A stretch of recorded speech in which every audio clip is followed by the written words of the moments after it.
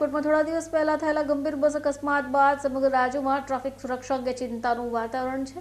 આ દુર્ઘટનાને પગલે સુરત શહેરમાં વીઆર મોલ નજીક આજે ટ્રાફિક વિભાગની ટીમ દ્વારા વ્યાપક ચેકિંગ અભિયાન પણ શરૂ કરાયું। રાજકોટમાં થોડા દિવસ પહેલા થયેલા ગંભીર બસ અકસ્માત બાદ સમગ્ર રાજ્યમાં ટ્રાફિક સુરક્ષા અંગે ચિંતાનું વાતાવરણ છે। વીઆર મોલ નજીક ટ્રાફિક પોલીસની ટીમે બસ ડ્રાઈવરની તપાસ શરૂ કરી। ચેકિંગ દરમિયાન ડ્રાઈવરને અટકાવી તેનું લાયસન્સ પણ ચેક કરાયું। આ ડ્રાઈવર માદક પદાર્થોના નશામાં તો નથી કે કેમ એ જાણવા માટે બ્રેથ એનાલાઇઝર મશીન દ્વારા ચેક કરાયા। ટ્રાફિક વિભાગ દ્વારા માત્ર એક સ્થળ પર નહીં પરંતુ સમગ્ર સુરત શહેરમાં વિવિધ પોઈન્ટ્સ ઉપર ટીમો મૂકીને ચેકિંગ શરૂ થયું છે। ટ્રાફિક પીએસઆઈ SF ગોસ્વામીએ વાત કરતા જણાવ્યું કે રાજકોટ જેવી ઘટના પુનઃ બનવાની શક્યતા ઓછી કરવા સમગ્ર શહેરમાં સઘન ચેકિંગ શરૂ થયું છે। અભિયાન સતત ચાલુ રહેશે અને નિયમોના ઉલ્લંઘન સામે કડક કાર્યવાહી પણ કરવામાં આવશે। ટ્રાફિક પોલીસની આ પહેલ લઈને સકારાત્મક પ્રતિસાદ પણ જોવા મળી રહ્યો છે।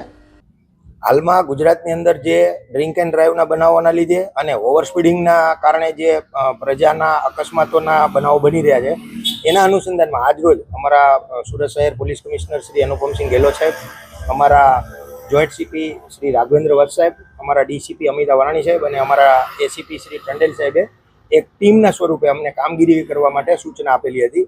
એના અનુસંધાનમાં અમે લોકો આજે વીઆર મોલની સામે આવેલા આ BRTSના બસ સ્ટેન્ડની અંદર જેટલા વાહનો BRTSની બસો અવન જવન કરે છે કે જે પેસેન્જરને લઈ જાય છે, એ પેસેન્જરોને લઈ જતી આવતી બસોના ડ્રાઈવરોનો અમે બ્રેથ એનાલાઇઝર વડે એમનું ચેકિંગ કરેલ છે અને એમાં જો કોઈ મતલબ પીધેલો મળી આવશે તો કાયદેસરની કાર્યવાહી કરવા નોંધ રાખેલ છે અને તેમજ તેઓના ડ્રાઇવિંગ લાયસન્સ ચેક કરવામાં આવેલ છે અને એમને જ્યારે પણ બહાર BRTSના રૂટ ઉપરથી બહાર અથવા અંદર એન્ટર થતા અથવા એક્ઝિટ થતા માટે સૂચનાઓ આપેલ છે કે ભાઈ બહારના જે રોડ ઉપરના વ્હીકલો સાથે તમારું વ્હીકલ જ્યારે મર્જ થાય છે ત્યારે ખાસ ધ્યાન રાખો, આજુબાજુના વ્હીકલ્સને એક્સિડન્ટનો બનાવ ન બને।